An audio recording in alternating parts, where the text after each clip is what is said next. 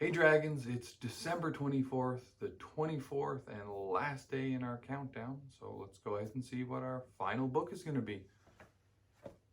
Can you help me find the last one, number 24?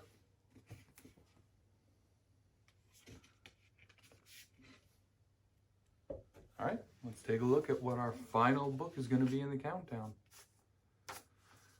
Finding Nemo. Well, let's dive right in.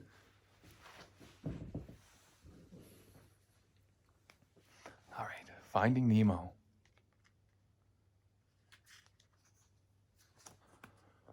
Marlin was a clownfish, but that didn't mean he had to find life funny.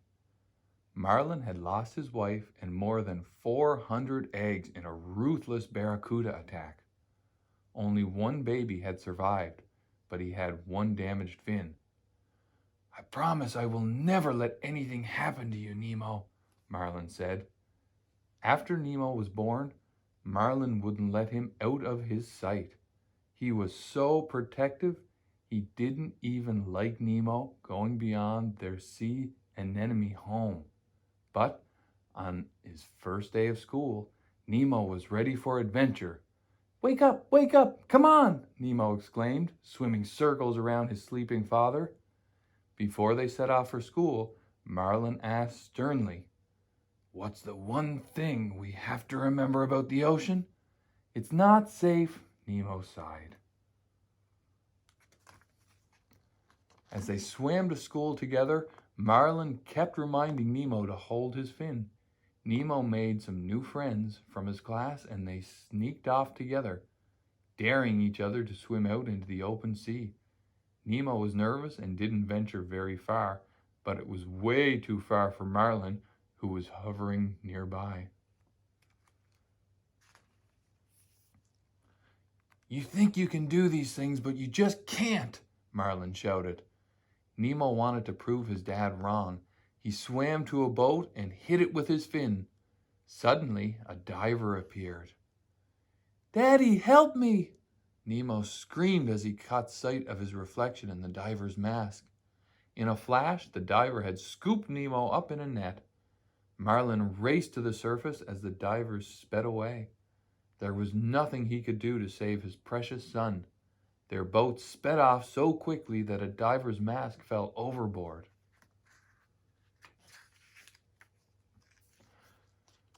Marlin rushed to a busy underwater road to get help. "Has anyone seen a boat?" he cried. A blue tang named Dory told him that she had seen a boat. "Follow me," she said. However, Dory had a very bad memory. 1 minute later, she couldn't even remember why Marlin was following her, or who he even was. "Will you quit it?" she asked angrily. Confused, Marlin turned to swim away, only to come face to face with a huge shark. He was called Bruce, and he was trying to be a vegetarian. He befriended Dory and Marlin and wanted them to meet his like-minded buddies so they could prove their motto, "Fish are friends, not food." Dory, who was as enthusiastic as she was forgetful, thought it was a wonderful idea. A terrified Marlin did not. The self-help sharks had their meetings in a wrecked submarine. "It had been 3 weeks since my last fish," Bruce told his friends proudly. Always eager, Dory joined in. "I don't think I've ever eaten a fish." Just then, Marlin spotted the diver's mask. Dory wanted to show it to the sharks, but Marlin didn't. As they tussled, Dory bumped her nose and it bled a little. Bruce got a sudden craving for a fish dinner. As Dory and Marlin tried to escape, a nearby underwater minefield exploded. Meanwhile, Nemo found himself in a dentist's fish tank in Sydney. He soon discovered how small the tank was when he crashed into the side. A group of fish soon came out of hiding. Bubbles, Peach, Jock, Bloat, Deb, Gurgle, and Gil, their leader, were thrilled to meet a fish from the open sea. Later, Nemo learned that he was to be a present for the dentist's niece Darla. "She's a fish killer," whispered Peach. That night, a ceremony was held to make Nemo an official member of their group. All Nemo had to do was swim through the ring of fire. It sounded scary, but it was really just a stream of bubbles.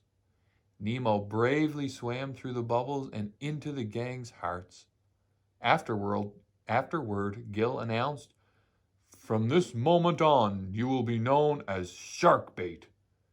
Next, he revealed his plan to escape from the tank. Little Nemo would use a pebble to jam the filter that kept the tank clean. When the dentist took the fish out to clean it, they'd escape down the drain. Back in the ocean, Dory had dropped the mask into a deep trench. She and Marlin swam after it and ran into an anglerfish. Suddenly, Dory remembered she could read. There was an address on the mask. "P. Sherman, 42 Wallaway Way, Sydney," said Dory. Thinking quickly, Marlin trapped the anglerfish inside the mask, then quickly escaped and set off to find Nemo. Marlin told Dory he was going to Sydney alone. "You mean you don't like me?" Dory asked. A school of moonfish rushed over and were angry with Marlin for upsetting Dory. The moonfish told Dory how to get to Sydney. "Follow the East Australian current," they said together. Then they gave her a warning. "When you come to a trench, swim through it, not over it."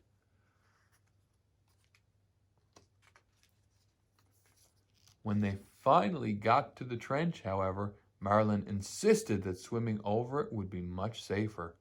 Soon they were surrounded by stinging jellyfish. Dory thought it was fun to bounce on top of them. They found a safe way through, but they were tired and had been stung by the jellyfish. They needed help.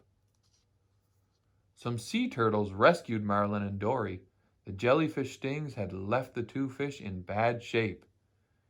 "Taking on some jellies, awesome!" exclaimed Crush, a surfer turtle. Marlin watched as Crush encouraged his children to be adventurous. He thought it taught them important lessons. Watching Crush's kids made Marlin wonder if he had been too protective of Nemo. Tales of Marlin's adventures were spreading far and wide. Nigel, a friendly pelican who knew the tank gang, eventually heard the stories and rushed to tell Nemo the incredible news. Nemo was amazed. He had always thought his dad was a bit of a scaredy fish.